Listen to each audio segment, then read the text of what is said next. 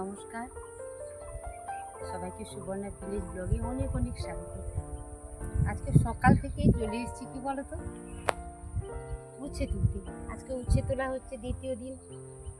শশা তুলছে ওখানে গেড়িদা নিমাই ভাই, আমি তো যেতে পারি না দুদিকে কি করে। তিনটে তো সবজির ক্ষেত, তিনটে সবজির ক্ষেত সামলানো এখন ভীষণ কষ্ট হচ্ছে। সারাদিন মাঠে পড়ে আছি আর একদম কাদা টাদা। আমি একদম এই যে উঠে খেয়েছি, উচ্ছে এক বস্তা তোলা হয়ে গেছে। এক বস্তা তুলে ভাই বাড়ি নিয়ে গেল, তারপরে বৌনি একটু মুড়ি এনেছে, মুড়ি খেলাম। তারপরে আবার এসে গেছি সেই খেতে, সবজি খেতের মধ্যে। আর দেখো বন্ধুরা, অসময়ে মূলো চাষ হয়েছে, কি সুন্দর মূলো হয়েছে। ঘাস হয়েছে, দুবার ঘাসটা তুলে দিয়েছি, তবুও আবার ঘাস হয়ে গেছে। সুন্দর হয়েছে, কিন্তু অনেকে জিজ্ঞেস করে দিদি এগুলো কি মূলো শাক না পালঙ্গ? না, পালক নয়, এটা হচ্ছে মূলো। বসা শুরু হয়ে গেছে মূলোটা কিন্তু। আর এদিকে দেখো একদম কি বলবো, সবুজ সবুজ একদম। আর মাথার উপরে উঠে গেছে, এত হয়েছে। তো বন্ধুরা দেখো, ওই দিক থেকে বৃষ্টিটা আসছে মাঠের ও প্রান্তে। কেমন করে বৃষ্টিটা আসছে আর আমরা মাঠের এদিকে দাঁড়িয়ে আছি। হ্যাঁ, শো করে শব্দ করছে। বাবা, ভালো বৃষ্টি আসছে, ভিজে যাব তো। ভালোই বৃষ্টি এসছে। হ্যাঁ, সবাই ভিজবে ভিজবে আর মাঠে কাজ করবে। তবে খুব গরম ছিল, কিন্তু একটু আগে ভীষণ গরম। মানে তুমি ভাবতে পারবে না, আমি এরকম নিচের দিকে মুখ করে আছি, মনে হচ্ছে আমি একদম ঘামে নিয়ে আছি আর কি। এত ঘাম হচ্ছিল, তাকাতে পারছি না, সব ঘামগুলো এসে চোখে পড়ছে, চোখ জ্বালা করছে।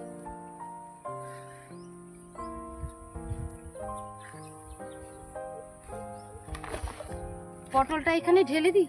কয়েকটা পটল তুলেছি, কুঁদরি তুলেছি, আর চা নিয়ে এসেছিলাম, বিস্কিট নিয়ে এসেছিলাম।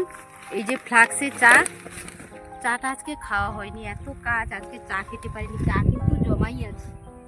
আর গেড়িদা বললো চা খাবো না, খালি বিস্কিটটা দিয়ে দিই। ও বিস্কিট নিয়ে পালিয়েছে।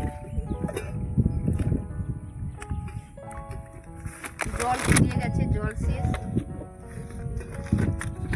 কত কিছু নিয়ে যেন সংসার নিয়ে এখানে চলে এসেছি একদম মাঠের মধ্যে। না হলে কি করে থাকবো সারাদিন, খেতে তো হবে। চায়ের কাপ, আজকে চা খাওয়া হয়নি বলে কাপগুলো থেকে গেছে। আর এই পটলগুলো এই পলিথিনের মধ্যে নিয়ে নিই নাকি। এই পটল পলির মধ্যে ভরলাম, পলিথিনের মধ্যে দিয়ে বৌমনিকে দিয়ে দেবো, বাড়িতে গিয়ে রান্না করবো। আজকে তো নিরামিষ, অমাবস্যা, নিরামিষে আজকে পটলের সবজি রান্না করি। আজকে একাই করবে, আজকে আর দিদিভাই সাহায্য করতে পারবে না। কোনো অসুবিধা নেই, একাই করতে হবে আজকে। একাই করে নিব। হ্যাঁ, তোমরা যখন মাঠে কাজ করতেছ, আমি মাঠে পারি না, তাই ঘরে করছি। না বাবা, ঘরটাও তো সামলাতে হবে, ময়ূরকেও দেখতে হবে, তার পড়াশোনা আছে। তাকে তো আর একা আমরা বাড়িতে ছেড়ে দিয়ে আসতে পারবো না। এই ব্যাগ আর বস্তা নিয়ে আবার উচ্ছে তুলতে চললাম। তবে দেখছি গাছের মধ্যে না অনেক পেঁপে পেকে আছে। চলো বৌমনি, তোমাকে পেড়ে দেবো, নিয়ে চলে যাবে। দাও, সাইকেল আনছি তো। এই যে লাঠিটা নিয়ে পেঁপে একটু রান্না করব। হ্যাঁ, লাঠিটা নিলাম পেঁপে পাড়ার জন্য। আর এটার একটু খাট ছিল, এই লাঠিটা ভালো হতো জানো তো। তোমার ঘরে পেয়ারা বাগানে পেয়ারা খেতে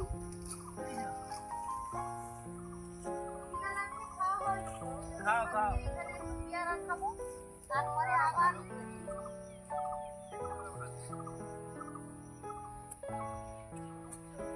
ঘাস। এবছর বৃষ্টি বেশি, এই জন্য ঘাসও বেশি। ঝিমঝিমে বৃষ্টির জন্য বেশি ঘাস।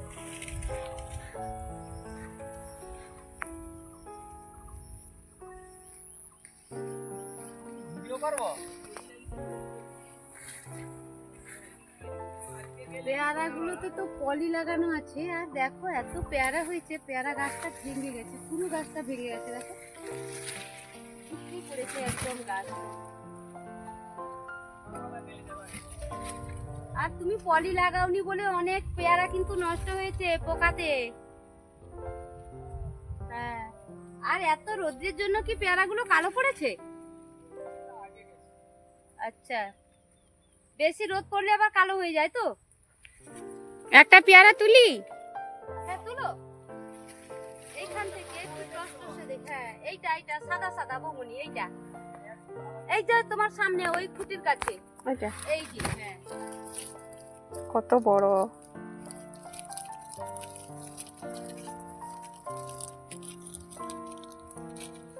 বাপরে 300-400 হয়ে যাবে।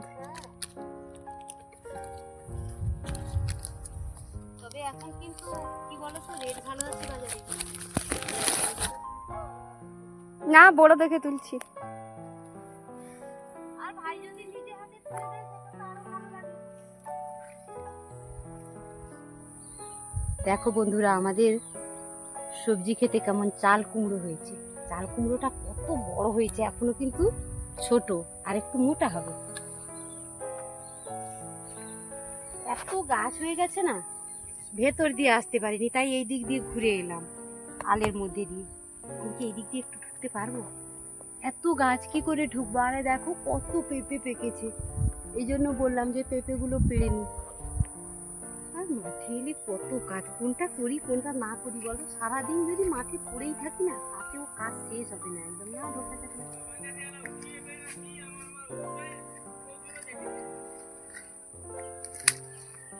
জালের ভিতর দিয়ে ঢুকে এলে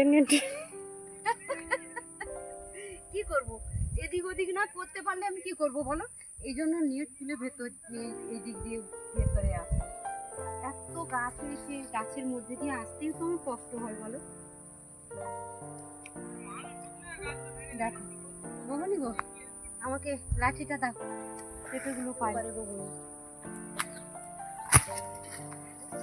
কত পেঁপে, একদম সব পেঁপেগুলো কিনেছি বলতো লাল হয়ে গেছে। আর কি হবে, পাখি খেয়ে নিবে, এই জন্য ভাবছি পেরে নি। কোথায় কোথায় পড়ছে কিন্তু আমি দেখতে পাচ্ছি না। বাবা।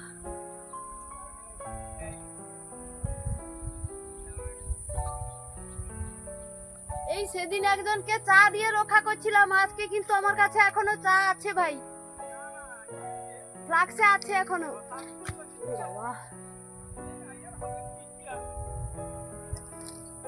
আচ্ছা, এই জন্য খেয়ে আসনি আর কি।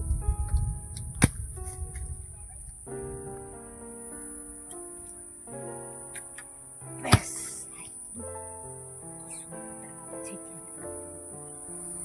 ওই দিক দিয়ে আসতে পারছি না, তাই এই দিক দিয়ে